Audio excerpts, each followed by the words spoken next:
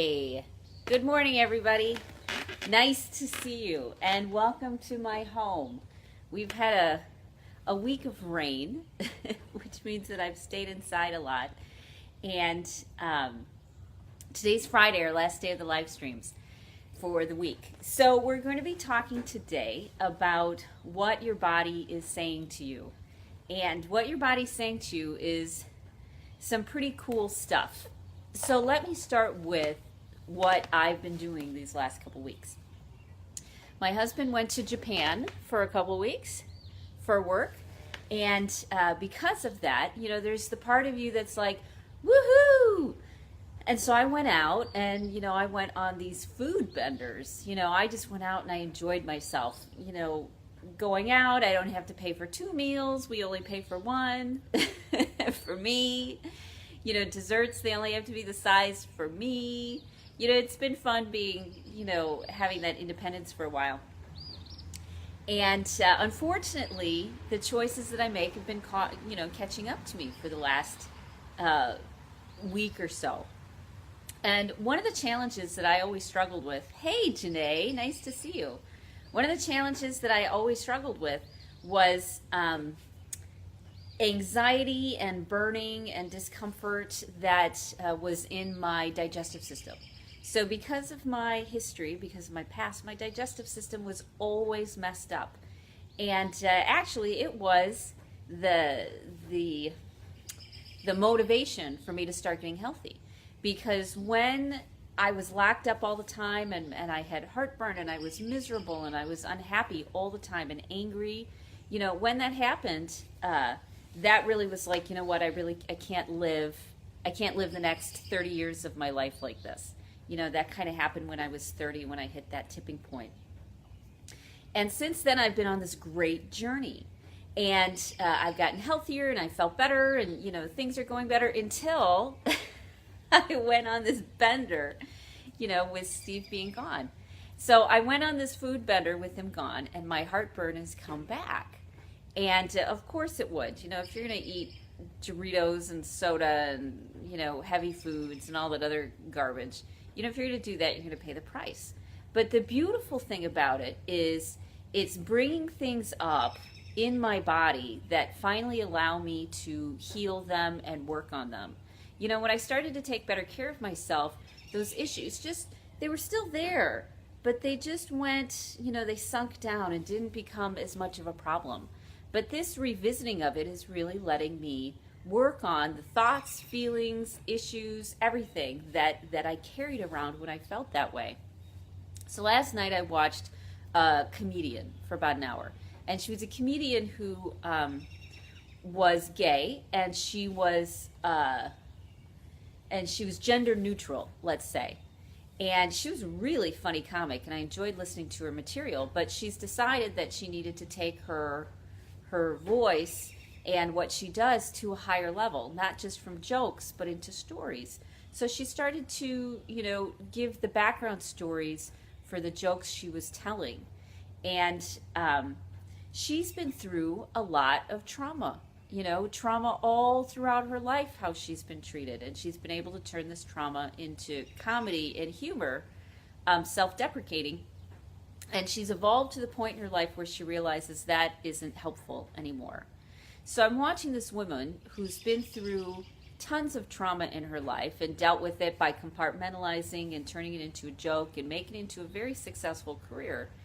I'm listening to her and I'm watching her. And her body is a direct reflection of her experiences. Her body and her choices that she makes directly reflect the trauma that she's been through.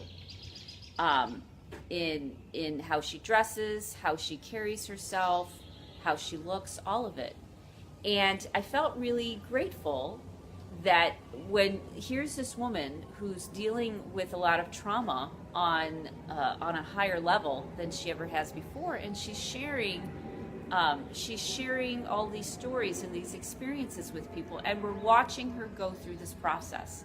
Now, it'd be very easy to be like, wow, there's something really wrong with her. She's gender neutral, she's gay, blah, blah, blah. What's her problem? it would be very easy to say things like that. But when she gave the backstory, of the various traumas, from physical trauma from strangers to, sexual trauma when she was young, and trauma, piled upon trauma. When she started talking about this, I could see that she was putting herself out into the world irregardless of how her body felt or how it was shaped. And she was going into the world and sharing her wisdom, her process, her painful process of self-discovery and evolution with the world by being a comic, doing these Netflix specials, all of it. And I'm looking at her body and thinking, our bodies have the ability to heal through trauma. And that's what she's doing right now. She's healing through her past and the choices that she made. And just like I've been doing this week. I've been healing my past trauma by directly addressing the physical things which are going on, which is what my body is telling me. So we carry the physical scars or the physical issues that come from trauma. In fact, what tends to happen is we cut off that part of ourselves so we don't feel it. And because that part of ourself is injured or cut off from circulation or healthy, healthy engagement and integration with the rest of us, that's where all the toxins tend to go. That's where all the viruses, that's where all the things tend to go and harbor themselves and shelter themselves from our extremely healthy system. A system designed to heal ourselves from the moment of conception.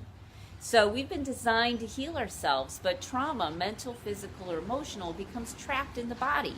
And then that where it's trapped, until we go back and heal that, it will continue to give us problems no matter what we do. So this whole week hasn't been an opportunity to deal with heartburn and be miserable. Hey, Evie, good to see you. This week's been an opportunity to heal all these traumas of the past for me, which have been wonderful because they've flared up. So how have I done that? Well, big problem with our bodies when we cut something off, whether it be our sinuses, whether it be our, heartburn, whether it be whatever it may be. When we cut off a part of our body because of a memory or because of an experience that we've had, hey, George, then that part of our body becomes more irritated and inflamed and disengaged from the rest of us. And it becomes worse, partially because it doesn't get healed on a regular basis, and also because it doesn't get, it gets all the toxins, it gets all the things that have been floating around, and they get absorbed into that part of our body. And it'll continue to give us bigger and bigger problems until we go back and do what our body's supposed to do, which is heal ourselves. We can reverse a lot of these things that are happening. You go to the doctor and saying, I'm having a problem with my neck, and I'm having a problem with heartburn, and I'm having a problem with my knee.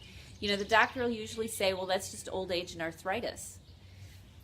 You actually can address these things. You can address them physically and go back and heal the physical self, get rid of the toxins that have been building up in those areas, reintegrate that part of your body with yourself. Oh, we're back. That's great.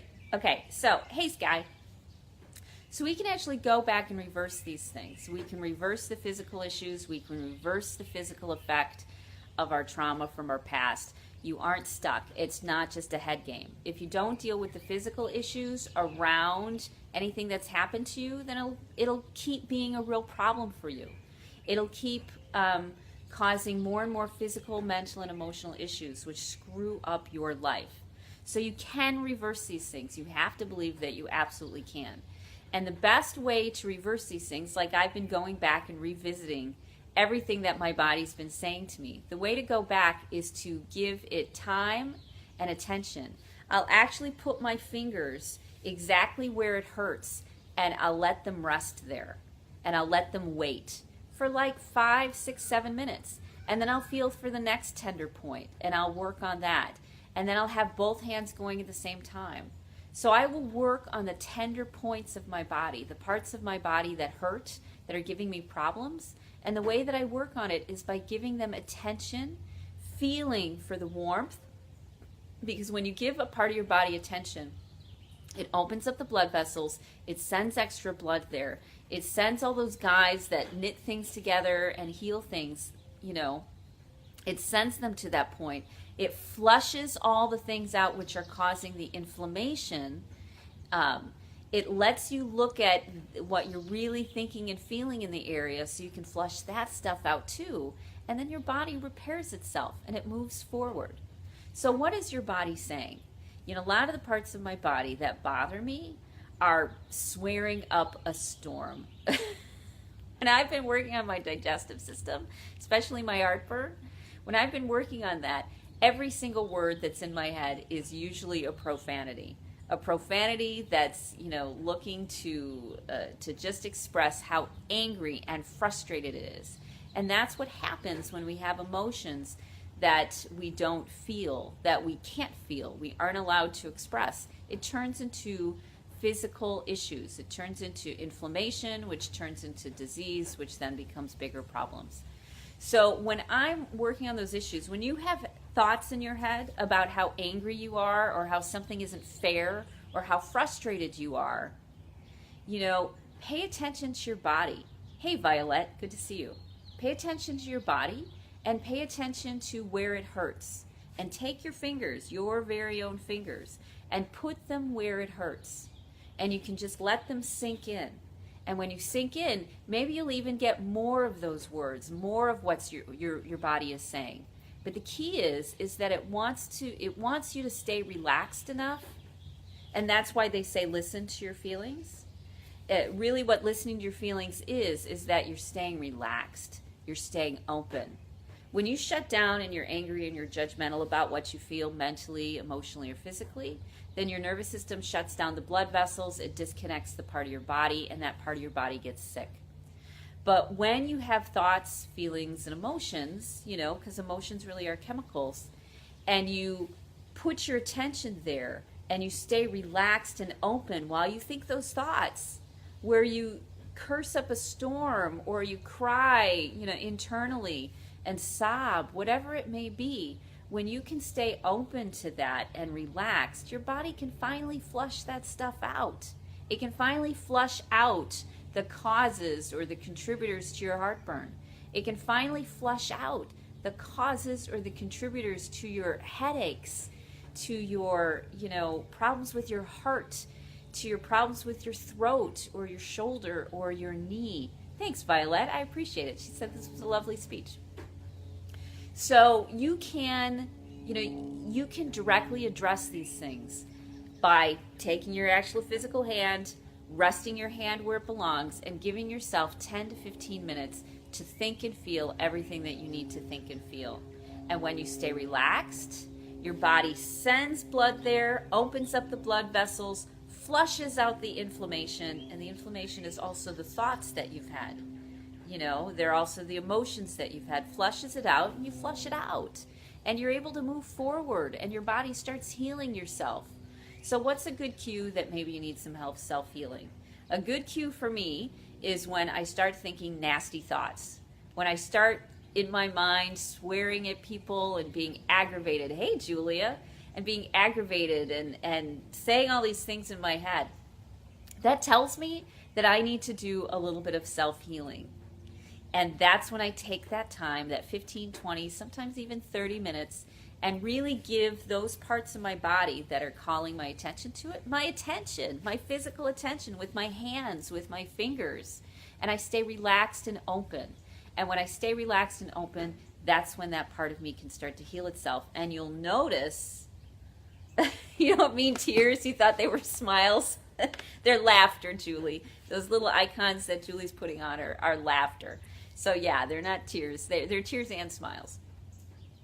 So here's your homework assignment for today.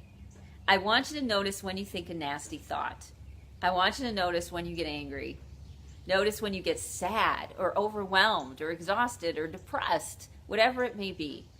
And when you do, I want you to excuse yourself from the situation. Go to the bathroom, go to another room, do something. Give yourself a reason, you know, that you can be away for 10, 15 minutes, and rest your hands wherever they belong.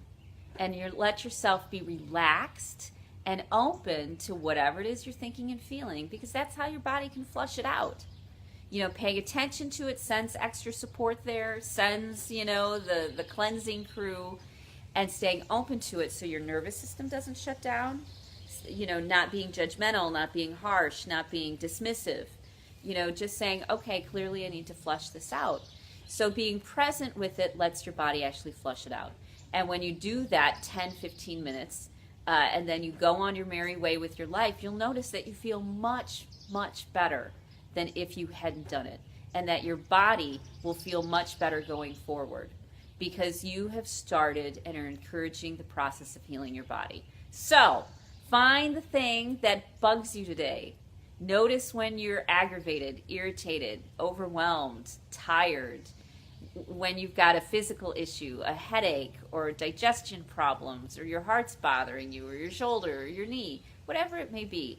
And give it some attention, some relaxed, loving attention, and listen to whatever it says in your head without judgment. Oh, we froze up again. And just be super cool and okay with it, and let yourself go with the process, because if you do, your body's going to heal itself. And you will keep getting, I know, I keep freezing up. Sorry about that, Evie. I do keep freezing up. So do your self-healing. Put your hands where they belong. Give yourself that time and start spiraling up instead of spiraling down. Your body does not have to keep disintegrating just because you get older. There's so much you can do about it, and it doesn't all have to do with, you know, thank you. Thank you, Julia. Julie says, lucky for me, I also sing well. Lucky for all of them, I also sing well. Hey, Amanda.